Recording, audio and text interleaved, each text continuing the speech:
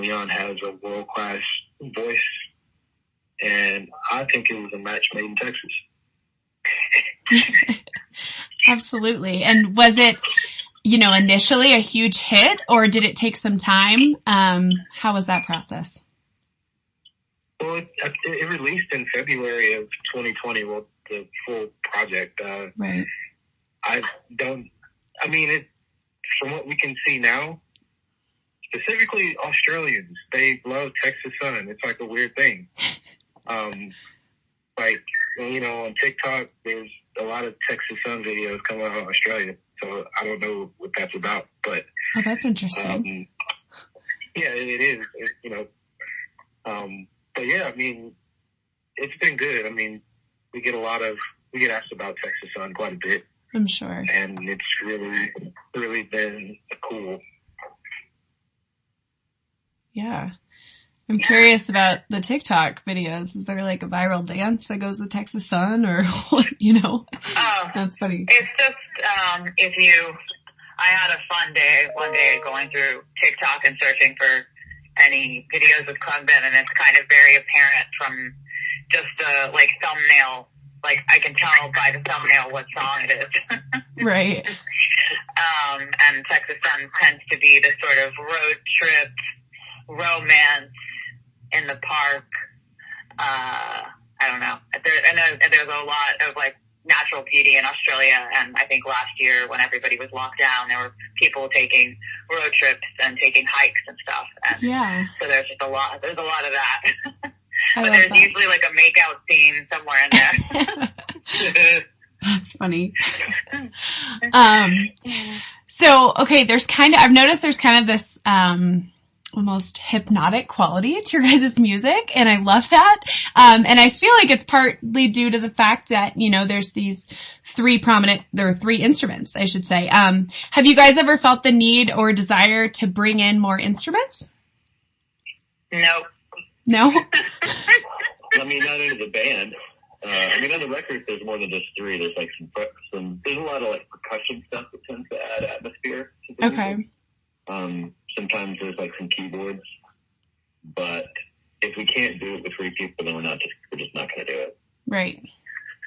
Yeah, there's pedal steel on our records too. Will Van Horn. He's if there were a fourth member of the band, it would definitely be Will Van Horn, with his deep blue eyes. Yeah. He's the Texas guy. I think there's something really beautiful about it just being the three of us, and I agree. And that's kind of the criteria that we started the band with, and sure. Yeah. Now, over this past crazy pandemic year, I would imagine that you all were away from each other much more than previous years with, the amount of touring you all have been doing. How did you guys remain connected during that time, and how did you keep the band alive, I guess, during that time? A lot of Zoom calls. A lot of Zoom calls, yep. Sure. Yeah. We were on Zoom all the time. We put out a record over COVID, and so we were on Zoom a lot for interviews and stuff. So we saw each other plus our meetings. But what was really interesting, even though I think everybody has their love-hate relationship with Zoom, is that when it was actually just the three of us on the calls, within the context of Zoom, it really felt like the three of us. Those calls felt so different to every other call. Sure. And do you feel like that downtime increased your creativity and your writing and producing new music, or do you think it had the opposite effect? After being on the phone for 3 hours, I usually don't want to look at the computer or a screen or anything like that. I usually want to go outside. And that's the thing about being a musician, especially in this day and age. There's a lot of sitting behind computers. Right. Everyone has the idea of he's going to pick up a guitar and he's kind of he's going to make it up. He's going to sing. It's really It's not really like that. Okay. There's a lot of, at least for my process, there's a lot of, it's it's a lot of cut and paste. I have a very kind of postmodern way of making music, and it's a lot of cut and paste, and that works for me.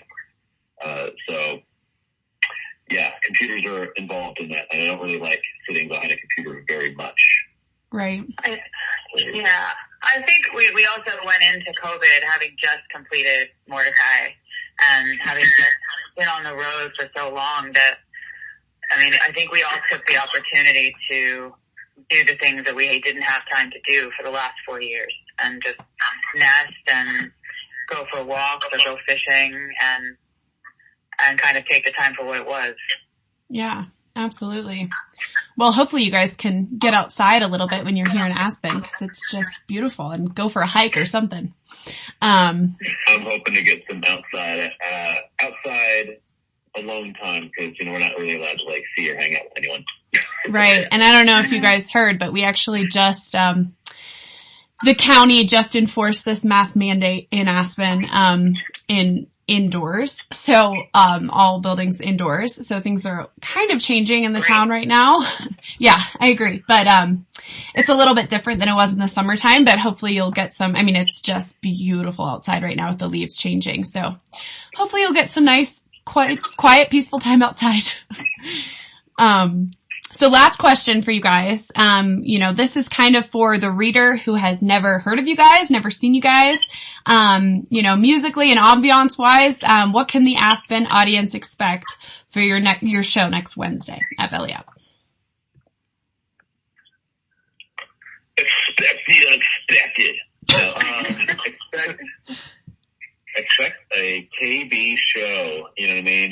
We're gonna bring the KB. We're going to do what we do better than anybody else, which is be us. And also expect a really, really amazing opening act by the name of Patchy Man, because he's awesome. Okay. Anybody else have anything to add, or?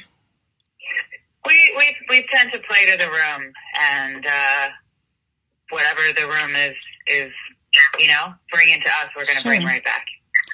Awesome. Well, I am super excited to see you guys next Wednesday. I can't wait. I think it'll be a great show. And thank you for taking the time with me today. I appreciate it. And we will see you out here in Aspen next week. Thank you. Can't wait. Thanks. Thank you so much. Have a good Thank day. you so much. Bye. You too. Bye. Bye.